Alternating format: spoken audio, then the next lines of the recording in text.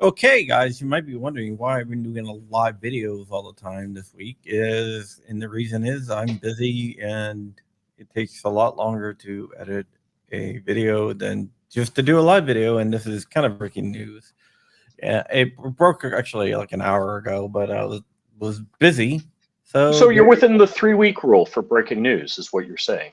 Yeah, I try to break it as soon as possible, but we do have a decision, and this is a case from the Firearms Policy Coalition and Second Amendment Foundation and Minnesota Gun Owners Caucus, and it is Worth versus Jacobson, and it deals with the ability of people between the ages of 18 to 20 to get a permit to carry in Minnesota.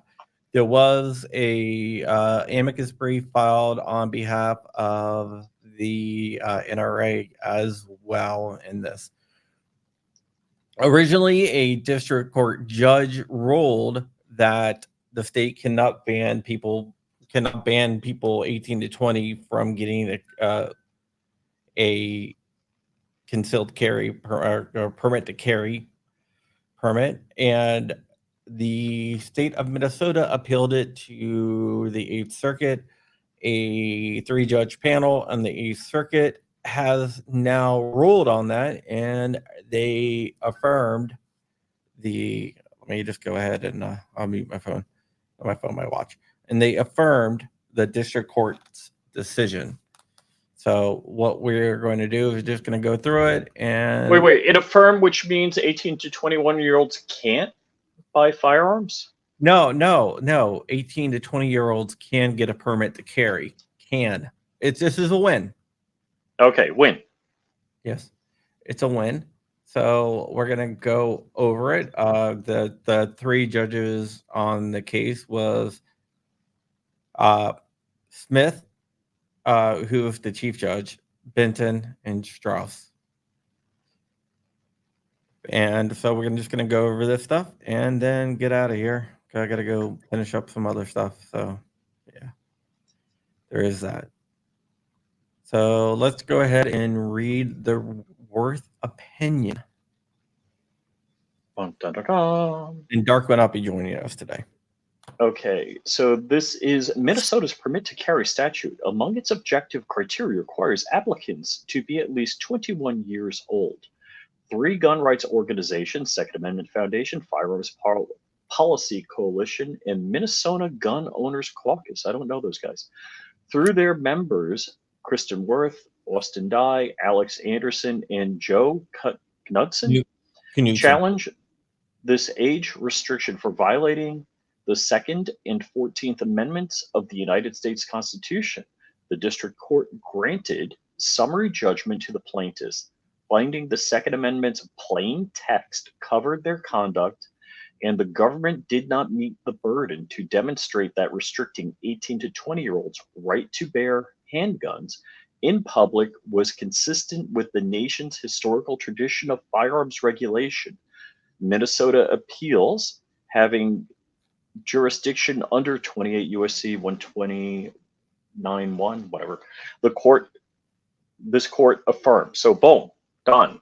Okay, so the Second Amendment, everyone knows what the Second Amendment is, so I'm not going to go over that. But the 14th Amendment, what the 14th Amendment did is say that the Bill of Rights and stuff like that applies to the states as well. Before 1868, there was some argument whether it only restricted the federal government or does it restrict state governments. The 14th Amendment said yes, the Bill of Rights does restrict state governments, so the states cannot violate their citizens' rights. So The that is what that is. So just explaining that. All right, go ahead. the Minnesota Citizens Personal Protection Act of 2003 criminalized carrying handguns by ordinary people, not peace officers, in a public place unless they have a permit to carry. To get a permit to carry, among other objective criteria, an applicant must be at least 21 years old. State law since 2003 therefore bans those under 21 years of age from carrying handguns in public, the carry ban. The individual plaintiffs wished to carry handguns in public, the district court found, except for failing to meet the age requirement. They were otherwise eligible to receive a permit to carry a pistol in Minnesota. Worth v. Harrington. The So organizational plaintiffs collectively have thousands of members in Minnesota. The basically, plaintiffs what they sued. were basically what they were saying is they weren't disqualified for any other reasons besides age. So it's going to lead the state government to prove that their law is consistent with the nation's text, tradition, and history of gun regulations, which they cannot do, as you will see. The plaintiff sued the commissioner of the Minnesota Department of Public Safety, the permitting scheme's state administrator, and the sheriffs of Mille Lacs County, Douglas County, Washington County, local adjudicators of permit applications in their official capacities. The plaintiffs allege Minnesota's state statute is unconstitutional, facially as applied to the individual plaintiffs. Yeah, shout out to Ting Ting. I haven't seen Ting Ting around too much, but she is out there. Okay, so this is what the plaintiffs asked for. Declare Minnesota statute blah and blah blah and their derivative regulations and all related laws, policies, practices, and customs violate facially as applied otherwise qualified 18 to 20-year-olds or as applied to otherwise qualified 18 to 20-year-old women, the right of plaintiffs and plaintiffs similarly situated members to keep and bear arms as guaranteed by the Second Amendment and 14th Amendments to the United States Constitution, and enjoin defendants, their officers, agents, servants, employees, and all persons in active concert participation with him from enforcing against the plaintiff and plaintiff similarly situated members Minnesota statutes, blah, and their derivative regulations, and all laws, policies, practices, and customs that would impede or criminalize plaintiffs or plaintiffs similarly situated members' exercise of their right to keep and bear arms. Hoo-yah! Now they're going to go over the two-part test. The two-part test, as established under Bruin, is first the original text of the Second Amendment, the plain text of the Second Amendment. Now, after it passes that, once it says, the right to bear arms shall not be infringed, and they look at that and go, yep, this is infringing, and then it moves on to the second step, which puts the onus on the government to prove that their regulation is consistent with the text, tradition, and history of the Second Amendment from the founding era, 1791, even though that certain states are trying to argue that the founding era is actually 1868, the ratification date of the 14th Amendment, which puts it during the Reconstruction period where a bunch of Jim Crow laws were enacted. The district report, you want me to read this or? Yeah. The district court applied the two-part Actually, you have test. to read that. That's basically Yeah, what I you just said. summarize that. All right. This Go ahead.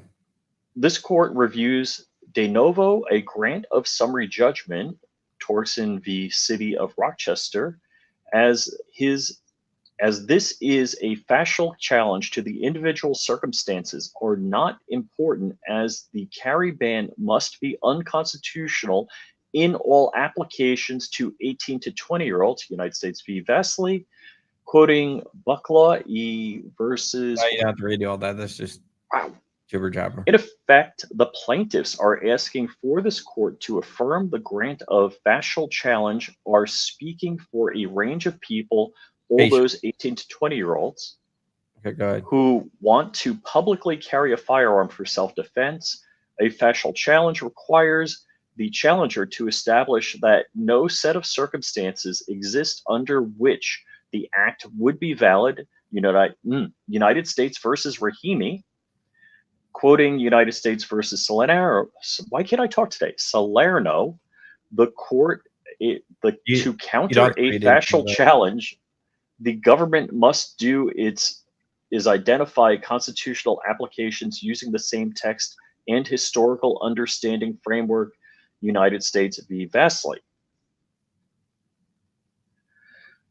All the individual plaintiffs now over 21 years old may now apply for a permit to carry. Their claims by and through whom the organizational plaintiffs had standing are moot, Hoss versus Page. To avoid mootness of the entire case before the last individual plaintiff turned 21, the plaintiffs moved to supplement the record with affidavit of Joe Knudsen, a 19-year-old Minnesotan seeking permit to carry, who is a member of all three organizations, in order to continue standing of the organizational plaintiffs. Okay, let The me explain organization, that. Let me explain sure, that. good Basically, point. this started, all the plaintiffs were under 21. It takes a long time stuff to work through the court system. So they aged out. So basically, they're 21 now. So if they didn't add another person to the case would be moot because there's no actual damages anymore. But by them adding Knudsen to this, he's 19. You see this a lot. So this actually gives them, it continues their standing where they would not have standing if they didn't Right, have. because they aged out. Correct.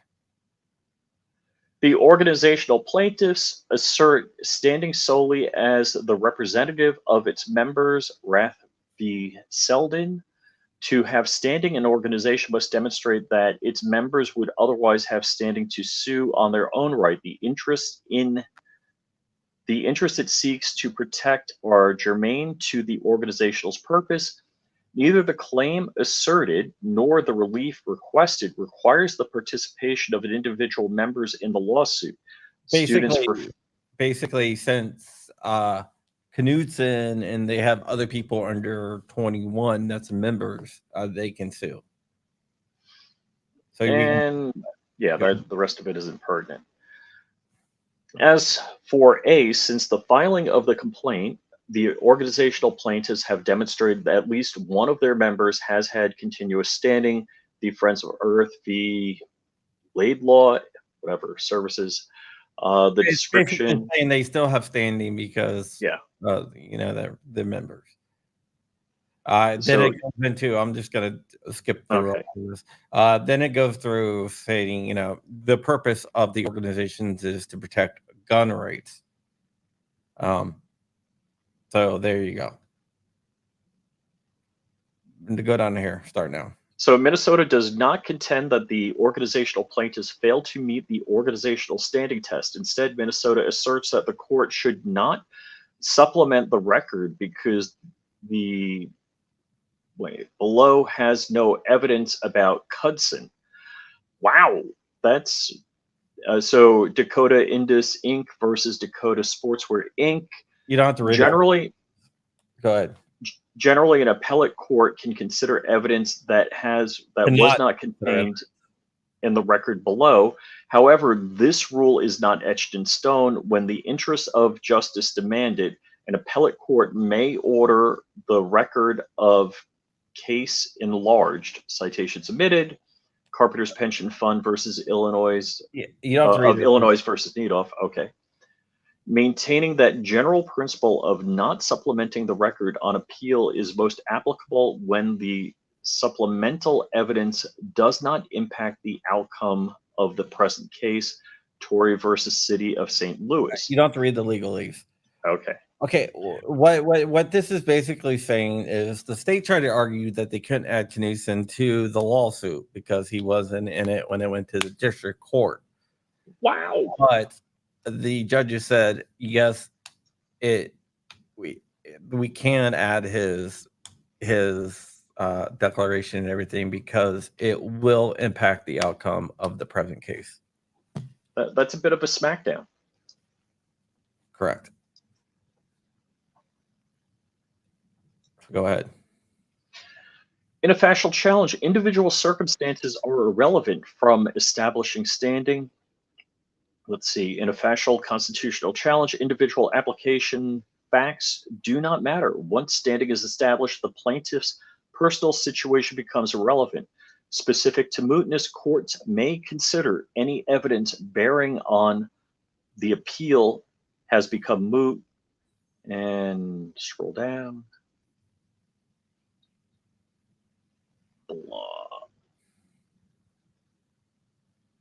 In Parents Involved in Community Schools versus Seattle District Number 1, after organizational members with standing aged out, the Supreme Court accepted affidavit from organizational listings of other members with standing, see blah.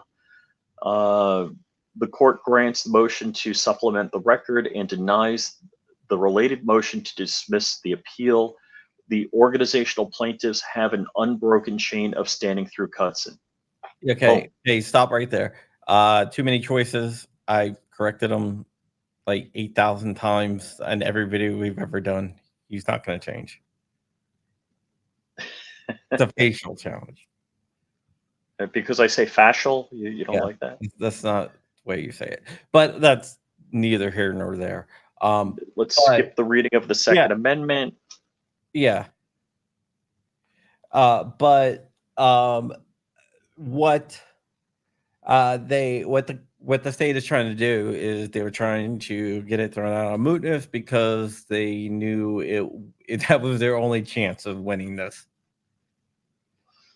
The Supreme Court has applied this. This is like just saying that, the 14th Amendment applies here, and it highlights McDonald versus City of Chicago. The late great McDonald won that case. It's one of the biggest cases. So if you haven't read Heller, McDonald, Bruin, those are the cases where you really have to reach. So it just goes into all the here.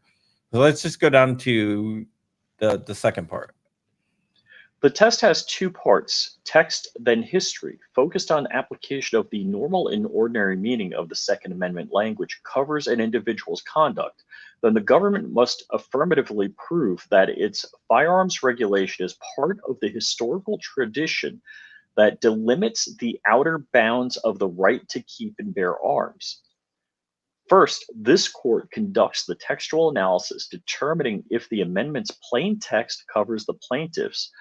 Are they of the people with the right to keep and bear arms?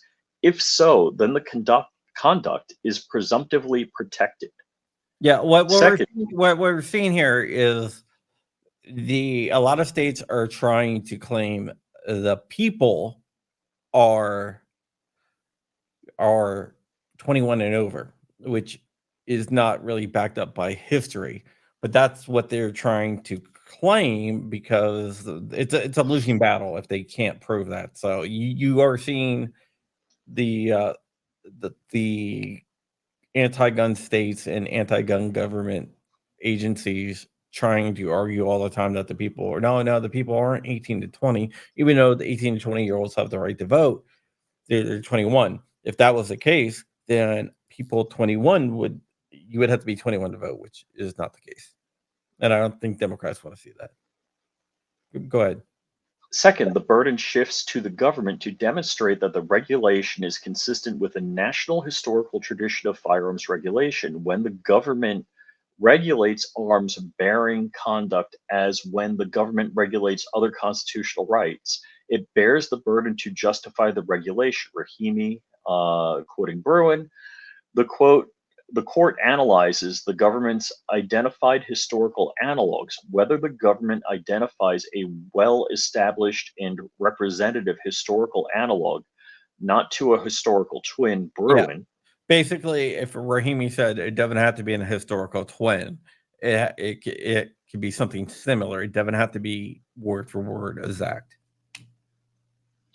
If the regulation is consistent with the nation's historical tradition of firearms regulation, it does not infringe on the right of the people.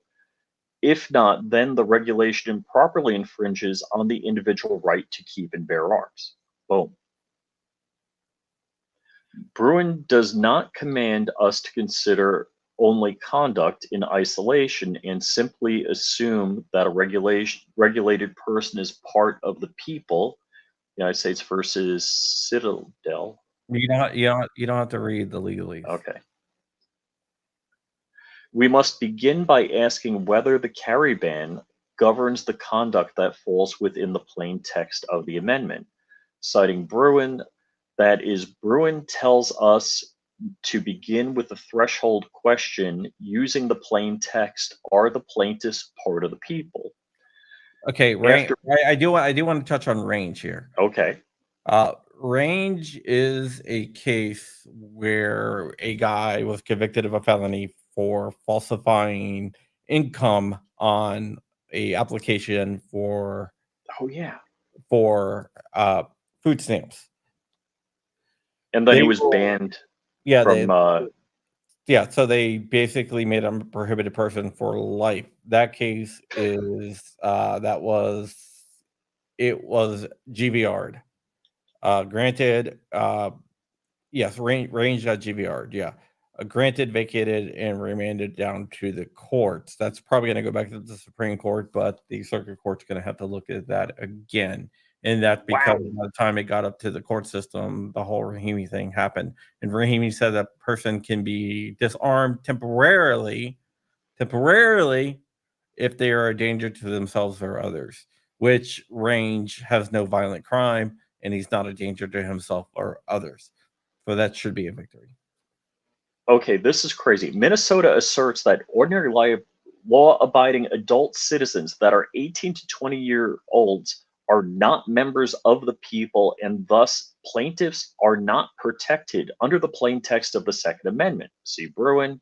Yeah. It is undisputably that the ordinary law-abiding adult citizens are part of the people whom the Second Amendment protects. Yeah, basically, we can skip all this. Yeah. Basically, like I said, states are trying to start arguing that the people are 21 and over, not 18 to 20, or not part of the. Which is kind of crazy because I'm sure there's a vast body of law and regulation in Minnesota saying that they are adults and treating them as adults. Correct. What they're trying to do is they're trying to move the goalpost a little bit. They're trying to shoehorn laws in by saying, "Oh, that's yeah, they're not part of the people." What do you? When they've never been part of the people. What are you guys talking about? You guys are crazy. Wow. Okay. I mean, this is just like when the ATF argues a suppressor is a firearm and then argues in another case that a suppressor is not a firearm. Correct. Good example there. All right, keep on going. Keep on going. Minnesota argues 18 to 20-year-olds. We already covered that pretty much. Yep. And it's just going to go through all the laws that says here that says, 18 21s are included part of the people, and it references a bunch of cases, which there's tons of. So just go down to here to Minnesota asserts. Minnesota asserts that because 18 to 20-year-olds do not possess all their civil and political rights as minors at the founding, they cannot today be considered members of the people. Wow. Minnesota emphasized that political community at the time of the founding was restricted not only to those over the age of 21, but also to eligible voters namely white male yeoman farmers. It concludes that because those 18 to 20-year-olds were not legally autonomous members of the political community at the founding, they are not part of the people in the plain text of the Second Amendment. Woo. So you Arguments have to of be this an type. so you have to be so basically they're going with, oh, only white people automatically have their right. So I'm not even going to go there. All right. Arguments of this type focusing on the original contents of the right instead of the original definition, the only that only those people considered in the political community in 1791 are protected by the Second Amendment instead of those, where are we going? Meeting the original definition of being within the political community are bordering on the frivolous. We do not interpret constitutional rights this way. Examining the interpretation of the First and Fourth Amendments, which consider modern forms of communication and search respectively, Heller rejected the idea that the Second Amendment protected only the contents of the defined term arms and instead applied to the original definition to all instruments that constitute bearable arms, even those that were not in existence at the time of the founding. Okay, basically what that is saying is like, well, if the Second Amendment only applies to muskets, then Then the your First free Amendment, speech doesn't apply to TV, radio, or the internet, TV, radio, or internet, it only applies to the quill. right? And if In you write block it type with presses, yeah, if you write with a ballpoint pen, that's not protected. right? Whatever the likelihood that handguns were considered dangerous and unusual during the colonial period, they are indisputably in common use for self defense today, although its meaning is fixed according to the understandings of those who ratify the Constitution, can and must apply to circumstances beyond those the founders specifically anticipated. Basically, the founders cannot anticipate the internet because it would be like magic or TV or Well, radio. that's why they said keep and bear arms and not flintlocks or muskets. Correct.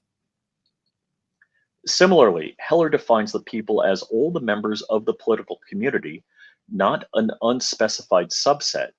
The Second Amendment extends prima facie to all members of the political community, even those that were not included at the time of the founding.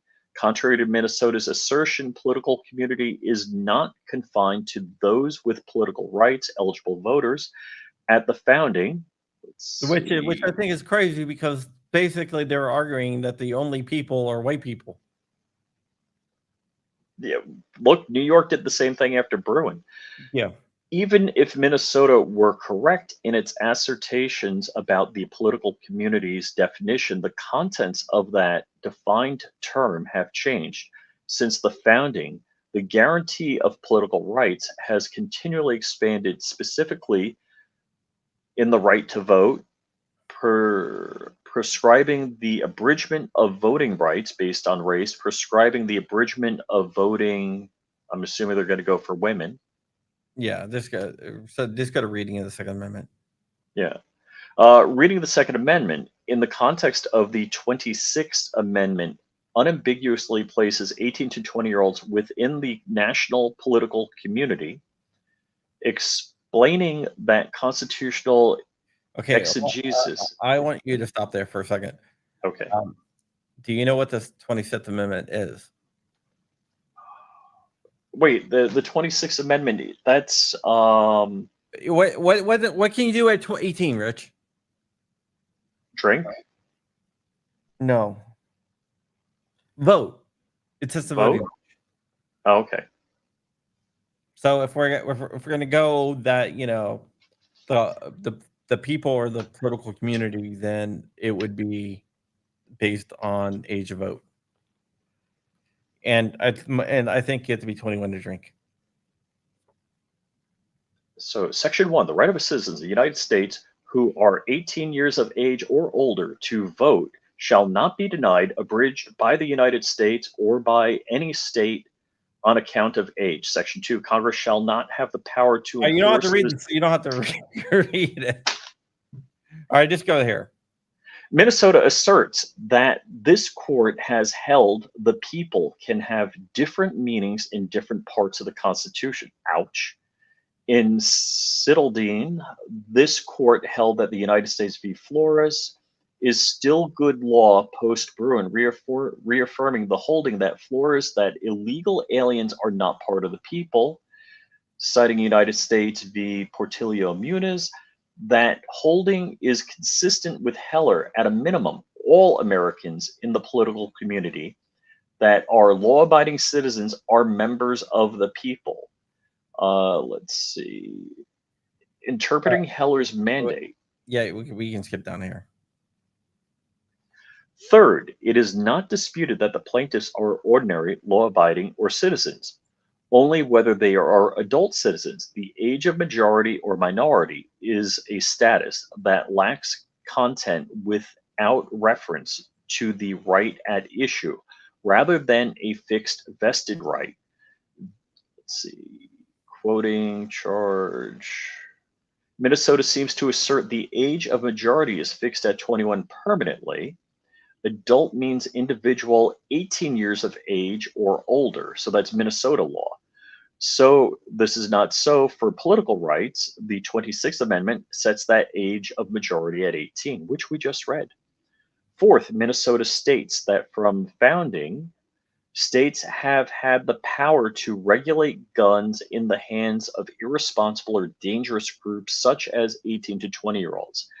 At the step one, the plain text analysis, a claim that a group is irresponsible or dangerous does not remove them from the definition of the people.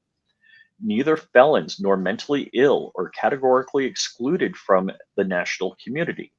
That does not mean that the government cannot prevent them from possessing arms. Instead, it means the question is to whether the government has the power to disable the exercise of the right they otherwise possess, rather than whether they possess the right at all. So basically saying they can disable the right, but they cannot just blanket say, hey, you guys can't. Yeah. Importantly, I don't know if I agree with that, but I think they have the right to bear arms myself, but whatever. Importantly, the Second Amendment's plain text does not have an age limit, asserting in the plain text 25-year-old age required to serve in the House of Representatives and 30-year-old age required to serve in the Senate, asserting the plain text a 35-year-old age requirement to serve as president. In other words, the founders considered age and knew how to set age requirements, but placed such restrictions on rights, including those protected by the Second Amendment. Basically, they're saying, well, it's not like the government decided, back then they had age limits, but they just didn't talk about it. Yeah, and there's tons of an example, like age for president, age for to serve in the Senate, and stuff like that, laid out in the Constitution.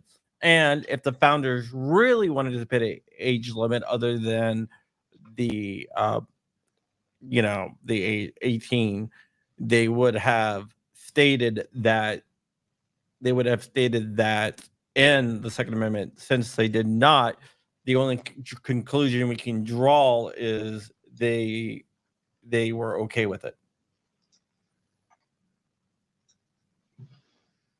So where are we? Is it ordinary law-abiding 18 to 20-year-old Minnesotans are unambiguously members of the people because the plain text of the Second Amendment covers the plaintiffs and their conduct. It is presumptively constitutionally protected and requires Minnesota to proffer an adequate historical analog consistent with the nation's historical tradition of firearm regulation. Bruin. Okay, so once it's covered that the plain text, what the plain text says, then it moves on to the second step, which is analogs and a historical analysis, basically. The historical analysis presumes that individuals' conduct is protected and requires Minnesota to identify well-established and representative historical analog, whether modern and historical regulations impose a comparable burden on the right of armed self-defense, and whether that burden is comparably justified, or central considerations when engaging in analogical inquiry, the how and why respective must be analogous. A threshold As a threshold matter, the district court addressed which time period is better for understanding the scope of the Second Amendment and applies to the states. Yeah, Bruin cautions. basically 1791 or 1868, which is the ratification date of the 14th Amendment. As I stated earlier on in the stream, the states that want to enact gun laws always push for 1868 because there was a bunch of Jim Crow era racist gun laws during the Reconstruction period after the Civil War. Bruin cautions that not all history is created equal. Rather, constitutional rights are enshrined with the scope they were understood to have when the people adopted them. I also want to state that the 14th Amendment didn't change anything. It just affirmed that the constitutional rights also put a restriction on state governments as well as the federal government. So it didn't actually change the rights. It just said we're just affirming that the states cannot violate people's rights still. Let's see. Bruin, quoting Heller, strictly speaking, Minnesota is bound to respect the right to keep and bear arms because of the 14th Amendment, not the second. Even so, Bruin strongly suggests that we should prioritize founding era history. Otherwise, the individual rights enumerated in the Bill of Rights, made applicable against the states through the 14th Amendment, might not have the same scope as the federal government. And for decades, the court has generally assumed that the public understanding of the right when the Bill of Rights was adopted in 1791. What the Second Amendment is not a regulatory straitjacket, and Minnesota does not need to provide this court with a dead ringer. A regulation that remotely resembles the carry ban will not suffice. A court must ascertain whether the new law is relevantly similar to laws that our tradition is understood to permit. Minnesota must prove that it is consistent with the nation's historical tradition of firearm regulation, the state to ban on account of their age the public carrying of handguns by ordinary law-abiding citizens. For each proffered an analog, this court considers the how, comparable burden, and the why, comparably justified.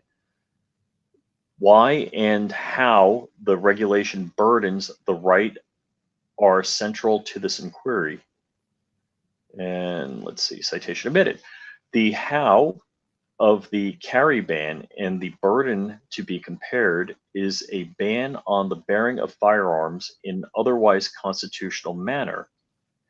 Let's see. So basically, it's saying the same ban.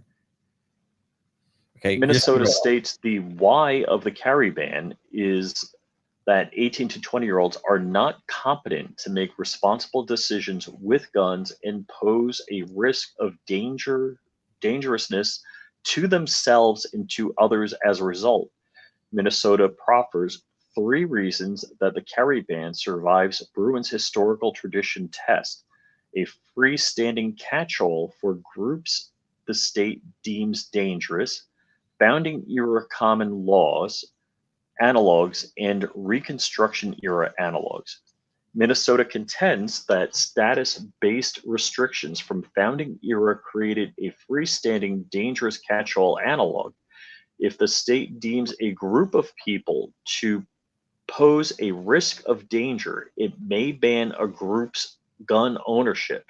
See Joseph Blockler, Katie Carberry, Historical Gun Laws Targeting Dangerous Groups and Outsiders. Yeah, In basically that included Catholics, Native Americans, and Black people. So well, okay then. They are no, seriously. That's what they're talking about. It's like racist much? It's like I'm going to support my opinion of law by racism. New Histories of Gun Rights and Regulations essays on the place of guns in American law and society. Joseph Blocher, Yeah, Jacob Charles, and Darrell Millers. One can accept that the framers denied firearms to groups of people they thought were particularly dangerous or unvirtuous or irresponsible without sharing their conclusion about which groups qualify as such. Assuming that historical regulation of firearm possession can be viewed as an effort to address a risk of dangerousness, this risk does not justify the carry ban. Minnesota claims that 18 to 20-year-olds present a danger to the public, but it has failed to support its claim with enough evidence. all right, we Up, can skip this. Basically, they're saying that you're saying that they're dangerous, but when we ask you why, you're just like, they're dangerous. Everyone knows I, they're dangerous. that would be easy to have data to show. They show that you know that the murder rate is higher, but that's what they use. I'm sure with illegal firearm possession, yes. Yeah, so keep on going. Even if we have no reason to doubt the accuracy of these statistics, they do not support the carry ban.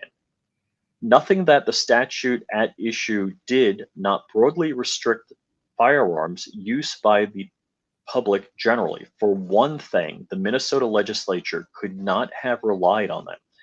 The expert report, which was prepared solely for this case, uses data from 2015 through 2019, more than 10 years after it acted the carry ban. And the record is devoid of statistics that Minnesota could have used to justify a conclusion that 18 to 20-year-olds present an unacceptable risk of danger if armed. After all, even if using these recent statistics, it would be a stretch to say that 18-year-old possessors possess a clear threat of physical violence to another. Yeah, basically, the state commissioned a study specifically for this court, and the judges are saying that doesn't work because there's no way that they could have used that to pass this law because you did it specifically for this court, and this law was passed before this court case.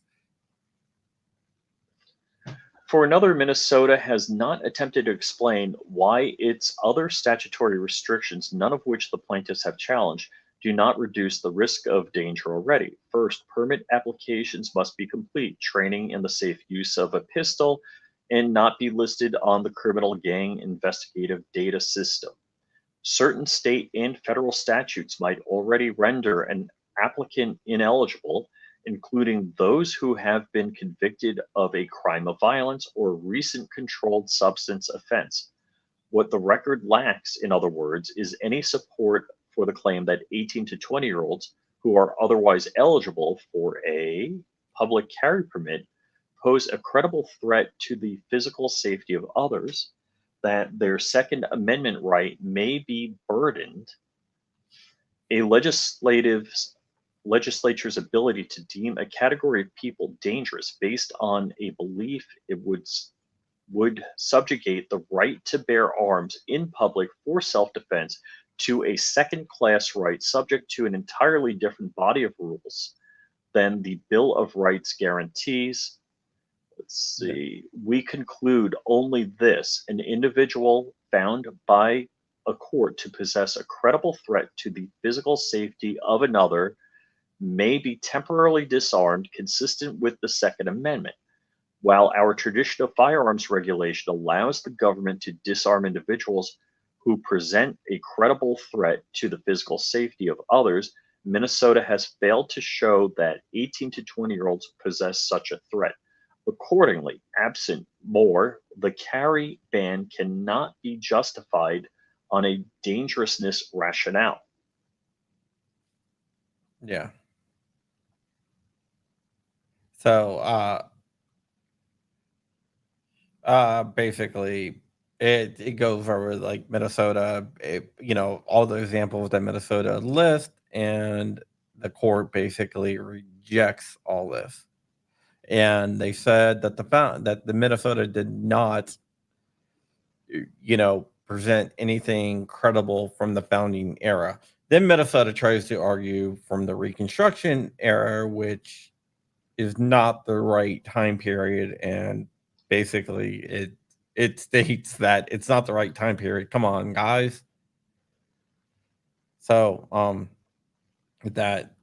so let's just go read the final one here, the final line. Minnesota has not met its burden to proffer sufficient evidence to rebut the presumption that 18 to 20-year-olds seeking to carry handguns in public for self-defense are protected by the right to keep and bear arms. The carry ban violates Second Amendment as applied to Minnesota through the 14th Amendment and thus is constitutional. This judgment is affirmed. Unconstitutional, not Sorry. constitutional, unconstitutional. So So that was a 3-judge panel. The next step is Minnesota is probably going to ask for an en banc from the 8th. And no matter how that turns out, basically, if they are granted an en banc, because the 8th does not have to grant an en banc, they can deny it. En banc just means the full bench will hear it. And let's say if they don't grant an en banc, then Minnesota's option is to file for a writ of certiorari, basically petition the Supreme Court to hear the case.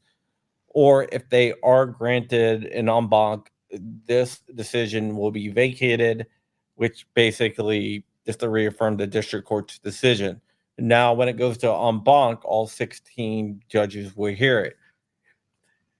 And there is a couple different things that the 8th can do. It can reverse the decision of the district court judge at that point by a majority ruling. It can affirm the panel decision, or it could be a tie. Now, let's say it's a tie. Let's say it's an 8-8 tie. What that would mean is the district court's decision stands.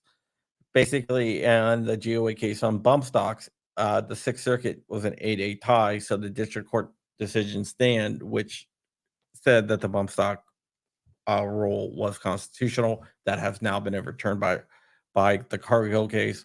So in this case, if there is a tie, the district court judge, which is good decision, which is good for our side, will stand.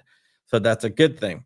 No matter who wins at the circuit court level, both sides are whoever loses is going to file, going to petition the Supreme Court for a writ of certiorari. Or writ of cert just means that the Supreme Court can take it. Now, the Supreme Court doesn't have to take it, but they can.